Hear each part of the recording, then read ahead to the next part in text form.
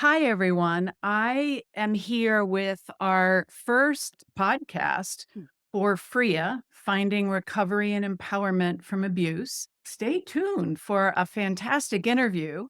And without any further ado, I want to welcome to us here Lisa Forbes. Lisa is the author of I Can Take It From Here, a memoir of trauma, prison, and self empowerment. She is also the founder of a nonprofit of the same name.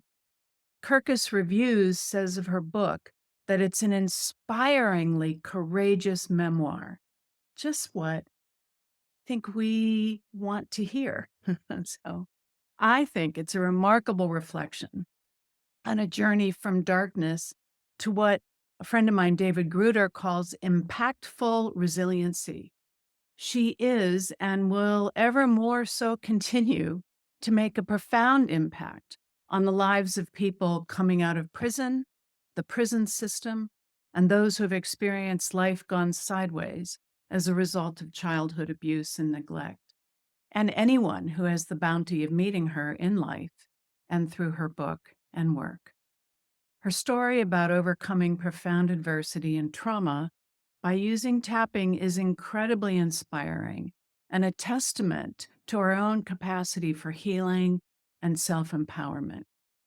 So, welcome, Lisa. I'm Thank delighted to have you here. I'm so happy to be here as well. Thanks for inviting me. Oh, you're so welcome. You're so welcome. I would like to start with you talking about your journey. What is it that you want people to know about this journey that you have been on from trauma to healing and empowerment? What I really want people to understand, first of all, is that when I talk about trauma, I'm not speaking from theory. I'm really speaking from deep personal experience with various levels of trauma to a severe degree.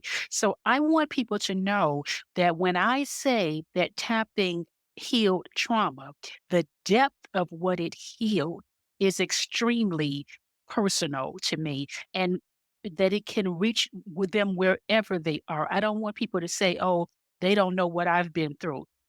That's why I wrote the book, so that people would know what I went through, so that they could understand that I do know what they went through. And I want them to know that with tapping, the emotional freedom techniques that I just stumbled across, I was able to achieve a healing that has been deep and permanent. And when I come across people who tell me, oh, I've been in therapy for 20 years, I've been like, wait a minute, this is not how this is supposed to work. It is possible for you to be healed in a relatively short period of time and to actually be free rather than to spend your life trying to get free. I want people to understand that freedom from emotional trauma is actually possible, and it's not something that needs to take decades to achieve. Mhm. Beautiful, beautiful. That's such a wonderful way to start because when people hear about tapping, they don't know anything about it. And our experience as humans here pretty much has taught us that we can't heal. There's so many voices saying you can't heal. The best you can do is manage, right? Exactly. And try and survive as a result. But recognizing and hearing from people like you who have had these profound experiences of healing and now moving into thriving in your life, right? One of the phrases I like to use is we can do this no matter what. I use the phrase in a lot of ways, but no matter what the objections are, that the fears come up, it's like we are much more capable of more than we've ever, I think, known. And you're such a testament to that. So, Thank you. And the other thing is that I try to make people understand, and I tell this in the book as well, that if I had needed to go to a doctor or to get a prescription or to be on medication or to go see someone, if in that moment that was what it had required of me to get help, I would not have ever gotten it because I was unemployed. I did not have any insurance. I did not have any money. I was sitting in a house that was in pre foreclosure. And that was when I came across tapping on a computer. So this idea that we need to if people need to be on medication, I'm far be it from me to tell them not to be on it. But for those people whose symptoms are completely manageable, even to the depth of which mine was, by something that does not require anything except knowledge and their fingertips. Mm, This is what we need to be getting to people because people do not need to feel as if I can't get help because I don't have any money. This is not true. right. I can't get help because I don't have insurance. This is not true. I want people to understand that freedom is possible regardless of where you are at this moment, up to and including if you're sitting in a prison cell. It's possible for you right now to start working on your freedom and to attain emotional freedom. It is literally at your fingertips. Mhm. And even if you are on medication, right? Even if you feel like you're on profound medication and you have been told that you might not ever function any better. Is compatible.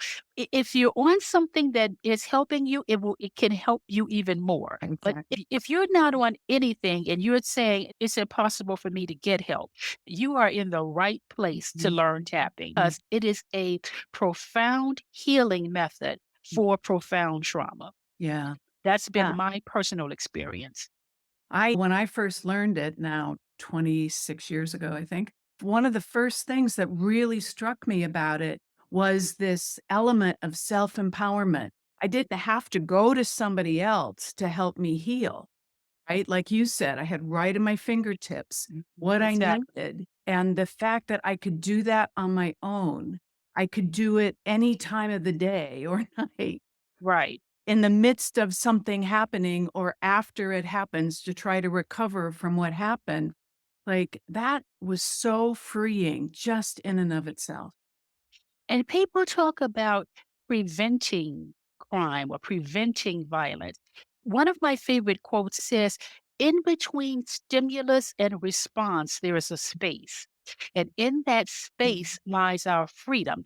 So the thing is, if in that space you're blocked with trauma, you actually don't have the freedom to make a different response. Trauma dictates your response. So the value really of having EFT taught to people is that when they get this stimulus, that for many of them previously would have resulted in an automatic response of violence or anger or something traumatic. In that moment, in that gap, that's when they can tap. Mhm. That is where crime prevention can occur because in this moment I can make a different decision.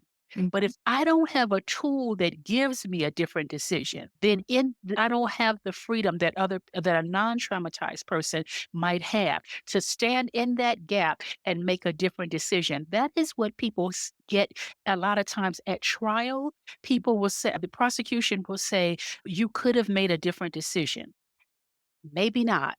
Right. Maybe not. Because in between what happened and you're saying you had a minute to think about it, if trauma had hijacked me in that moment, Mm. I didn't have a minute to think about it. The only thing I could do was what trauma would tell me to do. If we can clear that space out for people, we can not only heal trauma, we can prevent future traumatic acts, future crimes. So this is a huge opportunity to really support the evolution of humanity. Absolutely, absolutely. And one of the things about that space, the way I language it often is that in trauma, our brains, our whole bodies actually go immediately into some level of intensity of fight and flight. And when that intensity reaches, if you think of a 10-point scale, that intensity reaches 8, 9, 10 plus in a less than a split second, then you are shifted from a state where you can think about something to a state where you're all reaction. And like you Exactly. said, it's the trauma reaction, right? So it is my experience, and it'd be interesting to hear what you have to say about this too. that in my experience, there is a learning period for people who don't just learn this and they know it and they know how to help themselves navigate their emotional life in a more effective way. And you're already traumatized and you already have these patterns. What seems to happen is that people begin to get it more on the backside. Something already happened. We engaged in some reactive behavior, and then all of a sudden, our conscious awareness comes back online, and it's, oh, this is what just happened. Let me now do the work to clear, right? It's almost like unpacking the inside of a baseball. It's like softening, opening it up a little bit. So people just have that, they can breathe, they have that pause that says, wait, there's another option. Agreed. When I came across tapping, I really did not know what I was looking for. I went online and started searching for childhood patterns, childhood trauma. I didn't even know what I was looking for. I just know that I saw myself repeating my childhood. And because I was repeating childhood experiences, I had enough awareness to know that I had just come out of 14 years of incarceration. If I'm repeating childhood experiences, it means I could also repeat the consequence of it. So I began to make the connection between this repetition I was seeing and recidivism. And for me, that was an absolute no can do. I was not going back. And so I had to figure out how to break that chain because I saw myself heading along a predictable path. I was fortunate because I had the literacy and the ability to go and search and find and read and think. But most people don't realize that this population reads at or below a sixth grade level. So I was able to do things that this population of 100 million people who have some sort of a criminal conviction, 19 million Americans have a felony. Nearly 100 million have some kind of criminal background, even if it's only a misdemeanor. So this is a huge population that has very low literacy rates combined with high adverse childhood experiences, high PTSD rates, high rates of trauma. When I saw that what it took for me to go and find it would not be something that they would be able to do on their own for the most part, then it became my mission to take it to them. I wanted my life to be where I would shorten their path to finding Mhm. it because it was a circuitous long path for me, but I was able to make it. But for some people, if they had to take that long path, they would never make it. So I wanted to become the person who shortened their path. And that is, in fact, what you have done, isn't it? Yeah. So I imagine people listening now are wanting to know a little bit more. You've alluded to a few things about your past and said a little bit more about being in prison. Can you share with people some more about that so that they feel like you'd said, I've lived it. This is the kind of trauma I experienced. And I want you to know that it's not theory for me. So I'd So appreciate. Yeah. I grew up on the south side of Chicago in the housing projects. I was the youngest of six children. And as many people will understand that in a dysfunctional household, everything rolls downhill. So I got the experience of all of my other traumatized siblings and parents' trauma as well. My father was an alcoholic. When I was 4 years old, I got hit by a car. When I was 8 years old, one of my brothers started sexually molesting me every day. This lasted throughout my teens.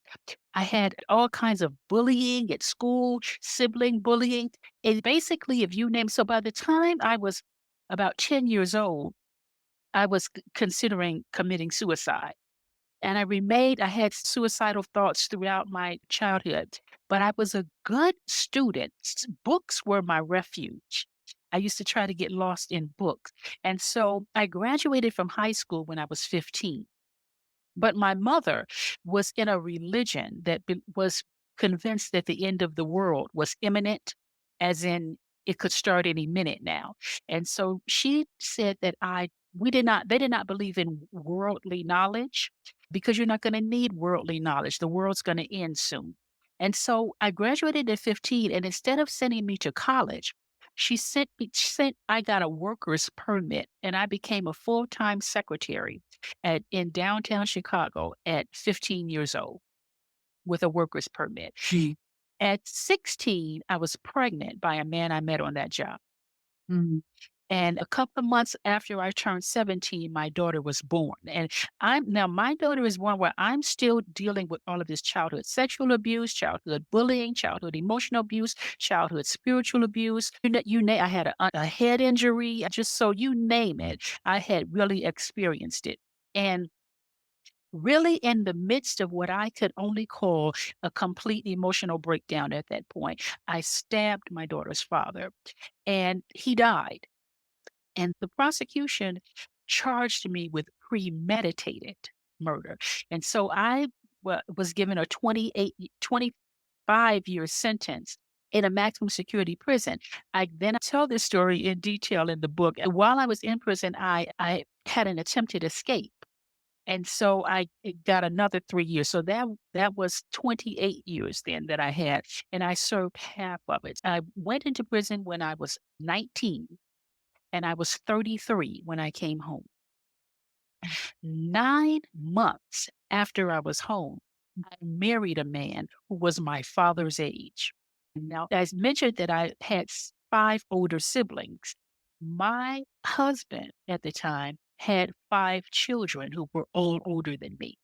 So I almost, to the smallest detail, recreated my childhood. So my father's age with my mother's personality with five older people, at some point it dawned on me, wait, I've been here before. And that's when it really started sinking into me that I am simply recreating the past. And I do not want what that past led to become my future again. It's not a mystery that we have a 70 to 80% recidivism rate. It's because this incarceration does not break the chain of what created the crime in the first place. And so my experiences, again, detail, my book is called I Can Take It From Here. That title is what I call now my identity. It's my mantra that despite that past, I could take it from here. But that past, while I accept full responsibility for my crime, I tell my story for people to understand the context in which it was created. Because as I like to tell people, Holly, no 5-year-old, no 10-year-old, and when they're sitting in school and you ask, what do you want to be when you grow up? No one says, well, I want to be a murderer. No one says, oh, I want to go to prison. We need to understand why people's lives are derailing like this. So I tell the story of my life. At 3 years old, I could read at a third grade level. How did I go from that to 14 years in prison? There's something caused that. And that's what we need to be looking at. The fact that you can talk about this past right now and not be triggered by it is absolutely the impact of tapping. Yes, Mhm. correct. This is the end result. Not that you would be perpetually suffering, but Yeah. that at some point you would be healed. You would be able to recognize what you have done, come to terms with what you have done, acknowledge the impact of your choices on your life and on other people's lives as well. You have committed a crime, but the charge is not there. The chain is broken so that it's not still existing in your energy system and causing you pain because it's that attachment that leads you to the suffering and also likely to the repetition. Right. So one of the things that we say is that we can actually, with tapping, get most things down to what we call a true zero, where there is no charge. You used the word earlier, permanent. The change is permanent. I think it could really surprise some people listening that they could actually too get to a point where they could talk about their story in a way that is illuminating, because you can only really illuminate and inspire on the other side of something. And so there's a calmness, there's a capacity to stay centered and grounded that until we experience a huge degree of healing, we cannot do. And there's a saying that memory without the pain is wisdom. Oh, I love it. I Yeah, so absolutely love it. and so Yes. Yeah, that's write what it we're down. trying to Mhm, get people to, a state mhm, of wisdom about your life so that you can move forward with wisdom rather than being stuck in pain. yeah, exactly. And how many people feel like that's their life? Like, Yeah. to a point you had made when we had talked before, many people don't even realize that anything could be different lives. And, Holly, in the many of the women in the 14 years that I was incarcerated, I've just tried to stay in touch with some of them or know of them. Did they ever get Oh. out or what happened? A lot of those women, they got out, but they just never were the same. They were never whole. They were Mhm, never healed. They were mhm, always suffering. And I actually know about 5 women who, after long periods of incarceration, got out and committed suicide. So it is a very real thing because these are people, these are mothers, these are grandmothers, these are wives, these are daughters, these are people's lives who are really at stake. Sometimes with political descriptions and grandstanding and the media and whatnot, we get to think of people who have been incarcerated or have committed a crime as those people, the other people, somebody else, not us. But when we really start looking at these numbers, that there are 100 million people who are just as impacted as they call. We cannot afford to keep calling these the others, the throwaway people. They don't matter because their trauma when they get out affects then their children, their communities. It goes on and on. So at some point, it's in our own self interest to understand that taking something that is effective to this population is one of the best ways we can serve ourselves. absolutely. And serve ourselves and serve our communities, our countries, our world. That's right, serve humanity. Serve humanity, because I Right. think we have little awareness generally of how traumatized much of humanity is, Exactly, right? And right, how much that limits us and our ability to become all we can be. It's like right here. It's right here, but it's hard to access or almost impossible to access. exactly. There's still this wall of trauma separating us from ourselves inside. Right. And I mentioned that I grew up in Chicago. I live now in the Denver area, and when I moved to Denver, it was the first time I had ever seen aspen trees. And Mm, so I had a friend who drove me through an aspen grove, mhm. and it was just the most for some reason, I fell in love with that tree. It was the Oh, most beautiful thing. It spoke to me, and I started doing research on it, and I discovered something fascinating. mm, Actually, the largest aspen grove is in Utah. It's called Pondo, and I think there are 47,000 aspen trees in this grove, so we call it. But actually, scientists say, "No, it's one tree." They call it a forest of one. And the reason is because these 47,000 trees have a single root system. They are all attached by one root. And so, what appears to us to be 47,000 trees is merely growths or shoots of one tree. They're clones. When I read that, I had a revelation. I said, wait a minute. The reason this speaks to me is because this is people. We look at all of our different social issues, homelessness, school shootings, domestic violence, suicide, child abuse. We look at all these different things as if they are separate growths. They are separate trees. They are not related at all. And we need a separate solution for one of them. What if they are all offshoots of one thing? What if they have a single root and that root is trauma? no, And so I made the connection that something spoke to me that just all of those trees are intertwined at the roots. all of what we call these different social issues are intertwined at the root. The Justice Department said that 90% of juvenile offenders have PTSD. At 60% of incarcerated women have PTSD from childhood experiences. There's a study, the Grady Trauma Project, I think it's called. They showed that the rates of PTSD and trauma in certain inner cities in the United States, they have trauma and PTSD rates equal to that of war zones. The level of PTSD in those communities is higher than that of combat soldiers.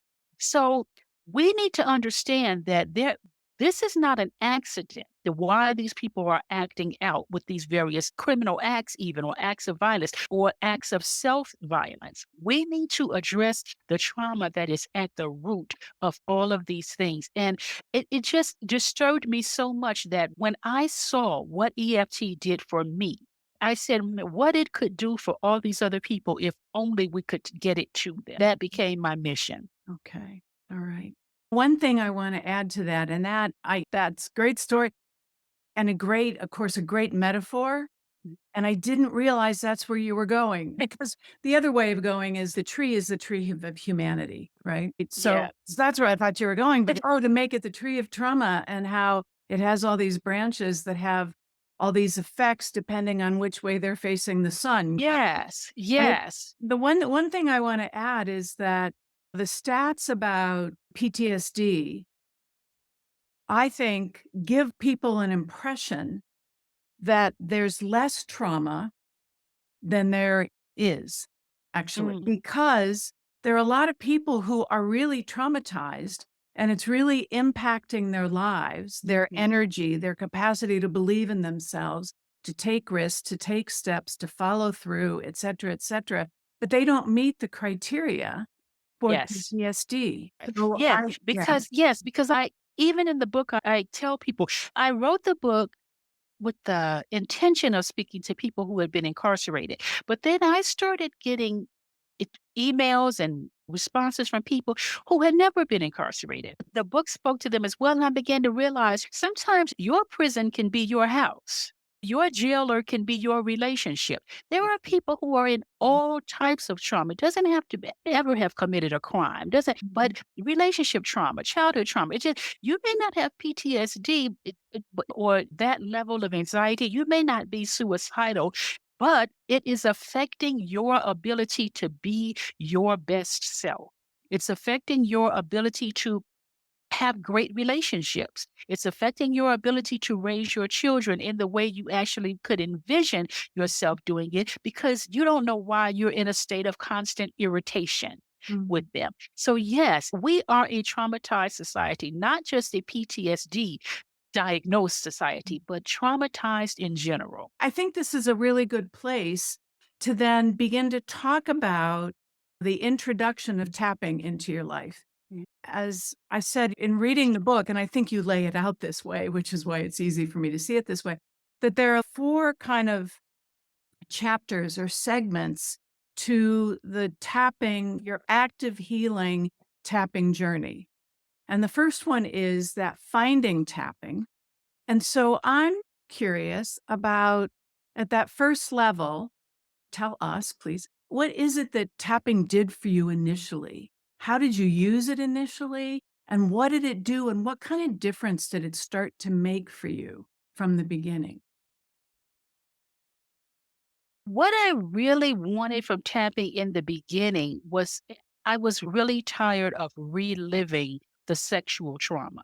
That is what really had me hung up. I had the feeling in my body was still there of feeling like I was being touched by people who weren't there anymore. I had really reached a point where I wanted to be free of that particular suffering. And even though that is an area where generally we tell people don't go by yourself. Don't start by yourself. Actually, that's where I dove in because Mhm. that's where my greatest pain really was. That Mhm. daily experience, literally reliving that in my body. So when I got introduced to tapping, I was following along on some videos with Brad Yates. And he had this big book of tapping scripts, and I was following along with the scripts, but it didn't take me long to leave the script and just started saying my own words. And the first thing I noticed after a couple of weeks of tapping was that I was actually thinking about it less. The sexual trauma and molestation was something that con- I woke up with it. It was constant in my life. It was just always there.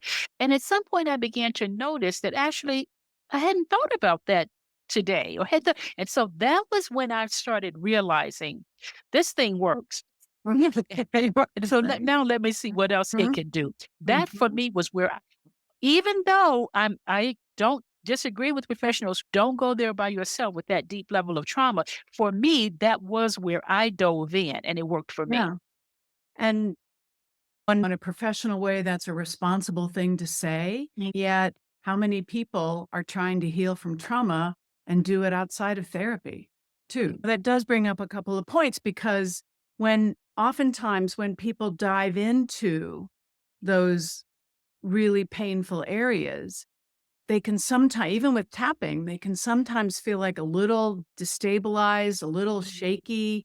I've heard so many times people are so afraid, like they have a fractured relationship with themselves. Part of it, that's what trauma fractures our relationship with ourselves, right? And part of that is that I'm holding all this past inside that I never wanted to deal with. When I try and push it away so I can go on, and now I'm going to turn and face it. I wonder what were some of the ways that you helped yourself navigate some of those things that I imagine came up for you at that time too. I had lots of physical manifestations of releases. I write about it in the book that if there was a point at which the toilet really became my very best friend. I would, or sometimes I would tap Mm, and I would feel like, okay, I need to just lay down for a second and close my eyes. And I would wake up 5 hours later. And my body went through a lot of processing, a lot of drinking water. I really put myself through an intensive program. yeah. I had reached the point where I had said that I'm just not going to live like this anymore. Something is going to work for me. Mhm. And if this has the ability to do it, I'm going to give it my all. And that's what, for going forward with the working with other people, that's the commitment that we ask them to make. Don't you don't have to dive. We ask you to dive in, but we're going to dive in with you. But we ask you to commit to making that full dive because if you tiptoe around in the shallows, you're not going to, and your trauma is in the deep end. You're not going to experience the healing that's possible because you wouldn't go there. Exactly. So we create an environment in our nonprofit organization when we work with traumatized people. We create an environment where it's safe for you to go into the deep end, but we insist that you go there because if Mhm. you're in this program, we assume that you're here because you want to be free. Mhm. And so the only way to be free of the deep end trauma is to dive in on the deep end. And that's what I did. And I recognize also that I had some grace. People say, why do you think you didn't commit suicide? Why do you think? I don't know, Holly. Though that's the area where I say that was the grace of God. Why didn't you do it and someone else did? I don't know. But what I do know is that when I went into the deep end, I went in by myself. And that's where I learned to swim in Mhm. the deep end. And Mhm. so when we take people there, I consider myself well qualified to guide you through it because I went in by myself. If I wanted someone to teach me to swim, I want someone who has swum. And so we encourage people to not be afraid to dive into it because you got to go where the pain is in order to heal it. Mhm. Absolutely. So, for people who are not going to be part of your program, one of the things that we could say is that it's really, first of all, it's really important to know that you come through on the other side. The other side brings you gifts you can't imagine from this side of the work. You do the Exactly. work, right? And Yes. so, if you are doing it on your own, the way Lisa did, right? That you think about where is my source of support? Who are the people that can support me that I can say, look, can I reach out to you when if I'm feeling like a little overwhelmed or a little shaky. Can you be there for me? Now, not everybody has people who have the emotional capacity, even if they want to be able to be there, right? Mhm. And You know so, what? We eh, if a person is not in our program, Operation I Can Take It From Here, because they are not a formerly incarcerated person, I would still say that it's someone like myself, a practitioner, or anyone else, I would still be willing to help them, though. okay, Yeah, I would still be willing to help them. You don't have to be, and if it's not me personally, I could direct you to someone else. So absolutely. yes, Yeah, yes, absolutely. we have to link arms and build this community. So I would never tell anybody who is dealing with this, don't reach out to me unless you've been incarcerated. No, Okay. because All right. we're in it Okay. with you to heal humanity. Okay. All right. Yeah. Great. Thank you for clarifying that. That's Yeah. important for everybody, right?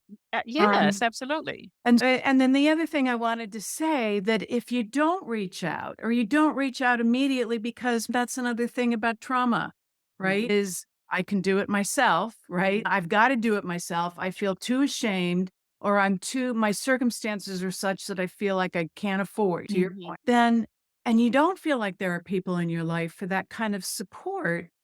One of the things that dawned on me in my life that some of the greatest support through my childhood, perhaps the greatest support through my childhood that I got from nature, trees, I got from being outside, and to recognize that we are nurtured also by nature. When people are young, stuffed animals are nurturing, like birds. There are other ways besides people that God, the universe, brings to us to help us know that we're supported and not alone. So I want to add that. And I also want to say there are a couple of apps too that people can get that help people through trauma, help people through anxiety, trouble sleeping, relationship issues. So one of them is the Tapping Solution app. And I have clients who've found that really helpful. Um, Mhm. and they've developed it quite a bit over the past number of years. So it's got a lot of different scripts to it. And Um, another one that I learned of is called Libby Health, Libbie. okay. And it's Libby is short for liberation. Oh, good. I Yeah, love it. and so it's also is designed to really emphasize that this we're talking about your emotional liberation. We're talking about your emotional freedom. And Right. yeah, Libby Health also has an app that they're trying to direct to people who may not otherwise have ever had any access to Yeah. tapping. Okay. So then there's a couple of other, as long as we're mentioning this, there's one Peaceful Heart Network, and they are out of Sweden, but they do a lot of training in English. They've been here many times. They started doing work with people who had experienced genocide. And they Yeah. have a very interesting story of their origin and how they felt compelled to begin to help people heal. And so they have what they call trauma tapping technique. And they offer their trainings for free. And they also have an app that's a freely available app, Mm. help for trauma, self healing for trauma. That's very simple. They created a little animated character and it doesn't use words because they work in so many different languages. So a person accesses sensations in their bodies or emotions or memories. And then they tap along with this little cute little character and use that. It also helps people feel like they're not doing it on their own. So Programs like that go into war-torn countries. This is actually one of the things that we're basing our what we do on. We are replicating the Veteran Stress Project using the right, good. demographic. Yes. Yeah, using the demographic of formerly incarcerated people instead of veterans, but also idea that people take tapping into war-torn countries, into Africa and things like that. We recognize, for me, the war-torn country is the South Side of Chicago. So for me, that is my focus. I like to connect with people who are doing that to see how they're doing it because I believe that it is absolutely exactly what is needed right here in our Mhm. own countries. We have Yeah. communities where kids, they wake up every morning going to kindergarten dodging bullets. Don't tell me that that's not a war zone, right? Right. Don't tell me that these Absolutely. kids are supposed to be able to go to school and focus on ABCs when they just dodged bullets. So I'd like to connect with them because we take what they do in some country in Africa or somewhere, or Europe or somewhere, and say, okay, and now let's apply it to the west side of Mhm. Chicago. Also, through the ASEP, the Association for Comprehensive Energy Psychology, there is part of the website, R for R. They offer a lot of short videos on first aid. They're really focused on emotional first aid techniques for people who have been traumatized. And one of the people who's been responsible for developing all that is a friend who has really done a tremendous amount of work in place. She lives in Northern California, so places where people are hit by fires, their whole communities are damaged by these wildfires, or people like and the flooding that's happened. Right. So that's a whole other kind of trauma. Yeah. Exactly. Right. And so, yeah. Exactly. That's an excellent point you just made when we talk about again that it sometimes when you use these statistics, it really minimizes the amount of trauma. But it doesn't have to be sexual trauma. It doesn't have to be childhood trauma. What kind of trauma is it to lose everything you've ever had? You've been in this house 25 years and now it's all ashes. There's all kinds of trauma that people are dealing with. And we all need all the support that we can get without everyone needing to be on a pill or on a medication. Sometimes that's not what you need. You just need something effective that gets it out of your energy system. Exactly. Getting it out of your energy system then also gets it at the same time out of all of what I call the subsystems, right? Yeah. Out of our neurology, out of our physiology, out of our Mhm. neurochemistry, right? Right, Out of right, our thoughts, out of our cognition, shifts right. our perspectives, shifts our beliefs, shifts our emotional patterning. Exactly. Right. Even down to the physical. How much of what we call metabolic illnesses are really things that have stress related, where your body is constantly, you've been flooded with cortisol and adrenaline since all your life or however many years. Then, oh, gee, you have hypertension. I wonder why. You know what I mean? You have a Yes. sugar addiction. I wonder why. I wonder why I'm always trying to comfort myself with food. Mhm. Many of these things that we think are just habitual or they're just medical illnesses, we know they are stress related. And tapping brings down that cortisol so that your body even has the ability to heal some physical illnesses. Oh, absolutely. Absolutely. There are many stories of people healing, using tapping to help heal, like cancer too. Mhm. And the emotional components of cancer, the antecedents, to your point, what were the traumas you had in your life? So our approach that is really holistic. And in that sense, tapping is inherently holistic, right? Exactly. Because it works with the energy system, which is infused throughout the whole of us, right? Okay. All right. So this is wonderful and hopefully really helpful and interesting to everybody else listening. Let's see. I'm trying to think about how we've covered some of what we talked about covering. The next stage of your healing experience and then moving into the deeper work. You said what you really wanted, really needed to focus on and wanted to focus on was the sexual trauma. And that's what Right. was on in your brain. And it was almost like you began to work through successive levels, how that was impacting. And then, but there is one part of this healing, your healing journey that I do want to take a little bit more time with. Okay. And it is when the two things. One is when you were talking about the healing with James and around the stabbing of him and then his dying, right? So you're talking about the impact that had on you, about the courage and the bravery to do what you did. And the thing that struck me the most about that particular piece, before I go on, is your willingness to say, you know what, to really heal, I need to let myself be open and consider the impact of my actions on everybody else in his life. Exactly. Yeah. Yeah. And that is what I mean when I say that connecting of trauma as a causative factor to violent crime, it's not to excuse crime. It's not to minimize the impact of it or to say, oh, they were a victim too. That's not the point. The point is that I really can't the full healing requires me to not only just sit in a cell somewhere after so many years, okay, you get out and you haven't really addressed the issue. Empathy is part of healing. The absence of empathy is a major factor. What's happening in our world today, the things that we justify being done to other people or doing to other people, it's an absence of empathy. And it became important to me to recognize that what I had done in removing someone from their family, from their aside from just taking their life, that person they had a wife, they had nephew, they had parents. Everyone's life it gets acted by crime, and so it's not just that I'm healing myself, but I'm also recognizing that I'm trying energetically send healing to them as well. And I can't do that if I don't really have the courage to face what I did to them. And so it became important to me to revisit the day of that crime and could I see it from their perspective?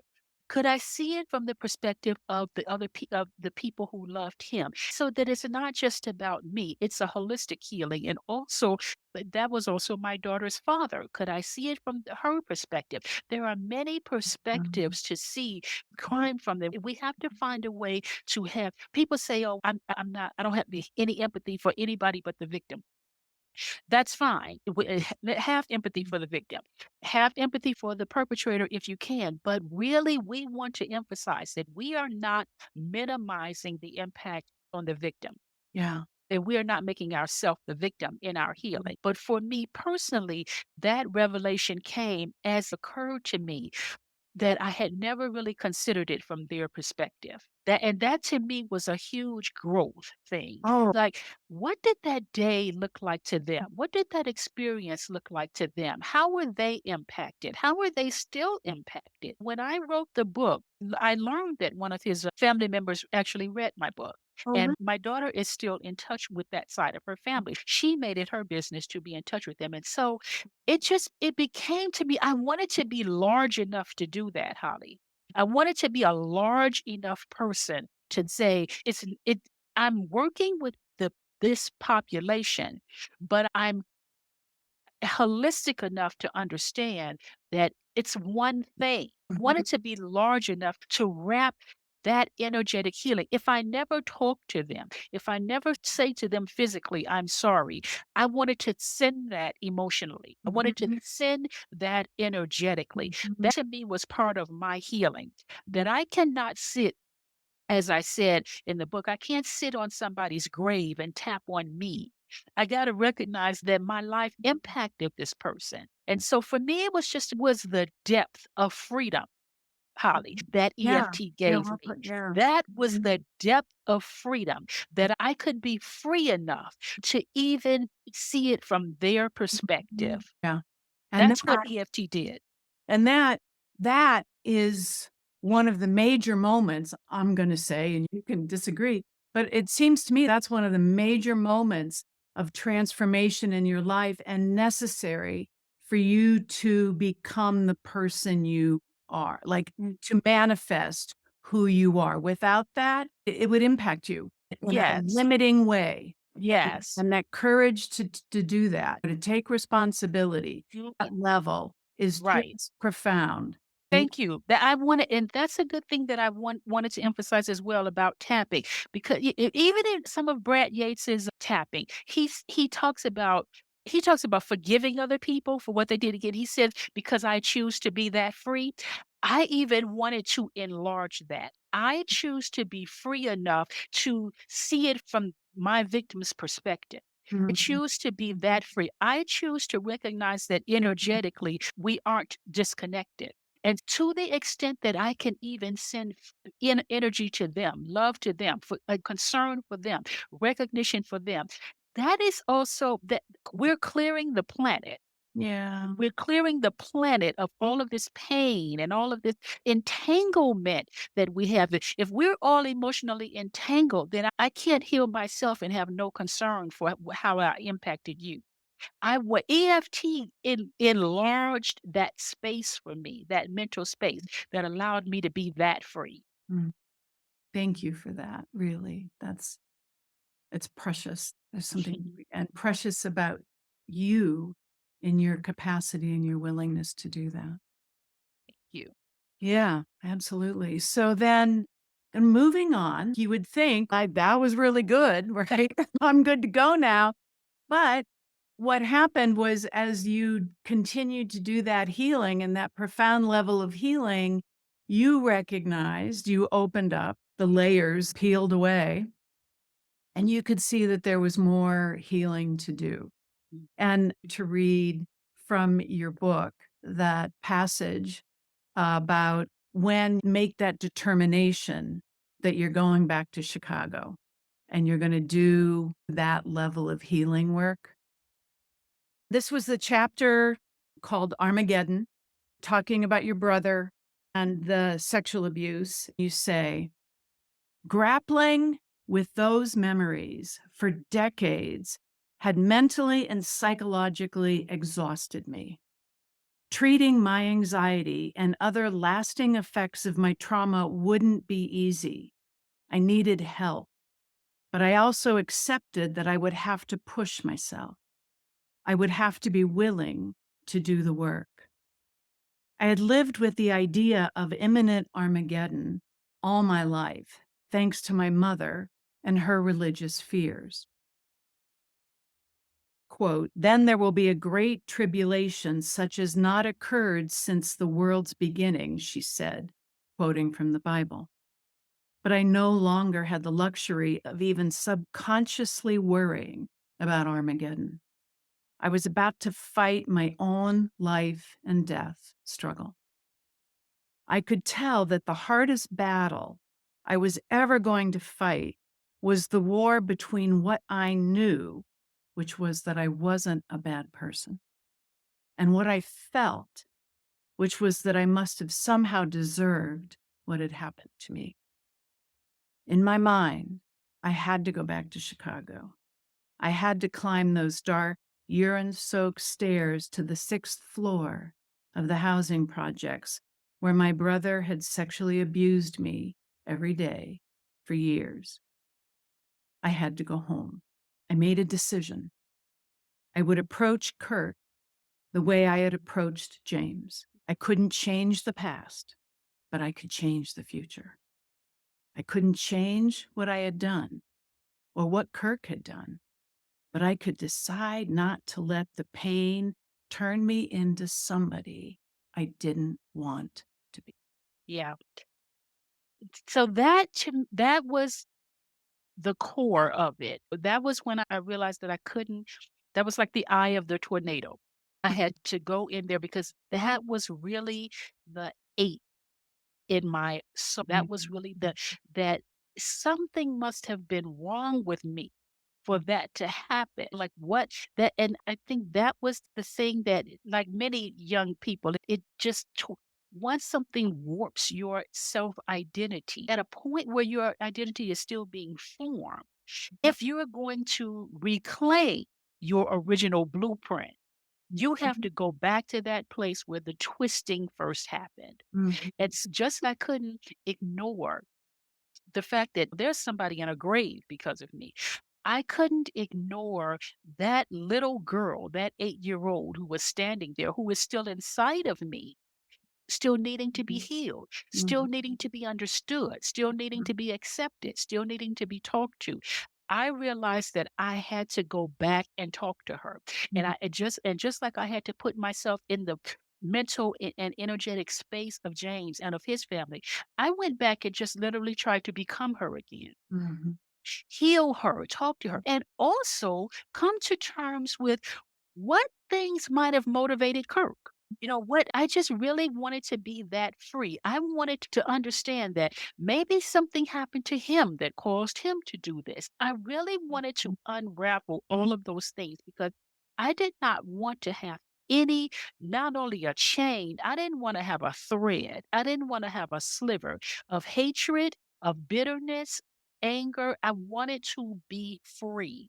And for me to be that free meant I had to go back to that spot where for me it all began and say, and from the position of being that 8-year-old girl, I tapped Mhm. for her and with her. I spoke to her. I talked to her. I just really went to that deep place where the pain really had its deepest root. I So, just had to go there. yeah, as you're saying this, I want to pause here for a minute. And I want to say, on the one hand, I'm sure people are really inspired by our conversation, by your story.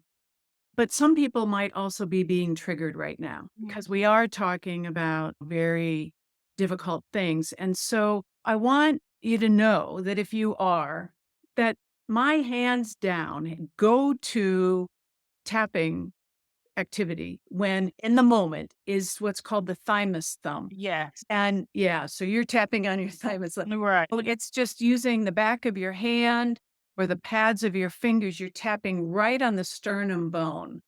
And as you tap there and then breathe and just continue to do that, what you're going to experience is that the emotion, the charge is like a wave and it's coming up and it wants to crest. You probably want to push it down.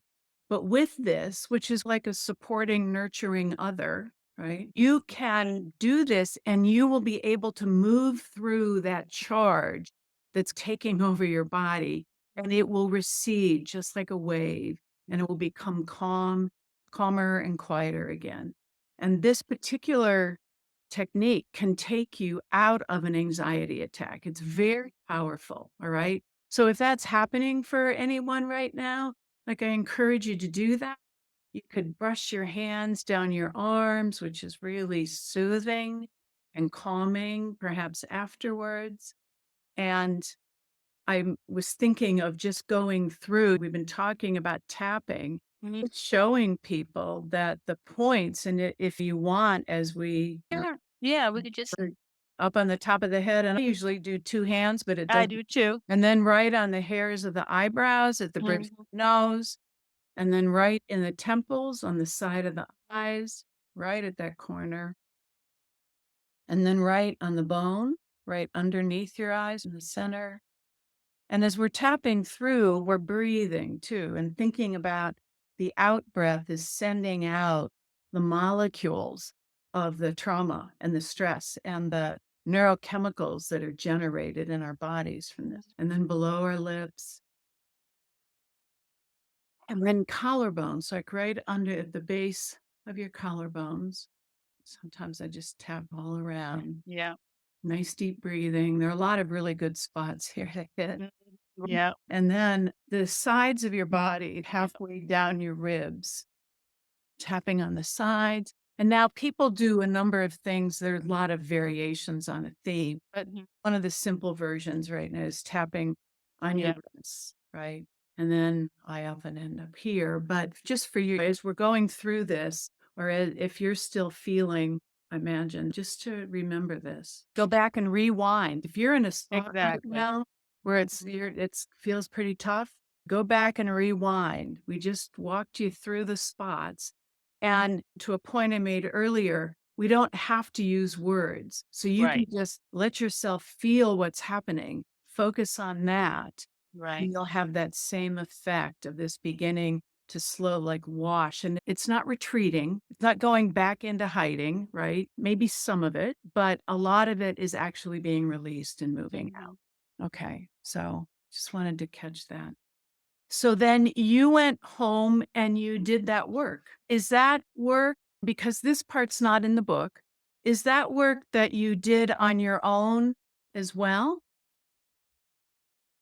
Yes, there is a point, and this part is in the book. When I was in Colorado, I did work briefly with another practitioner. As you mentioned, when you work with someone else can be helpful because even working with myself, I did get to the point where I felt like I was stuck. Like I was tapping on the same thing and I wasn't, it's like maybe there is something that I'm not my own mind isn't going there and I Mhm. need someone to see what I can't see. Work Exactly. briefly with someone else who did help me specifically in that area. Maybe see some things and go there a little bit because we can't always see all of our own stuff as well. But yes, but for the most part, I really did a lot of it myself because I knew where I wanted to go. And for me, the proof of that, what I like about the fact that I was able to do it for myself is Mhm. because now I feel totally confident telling people they can do it. Yeah.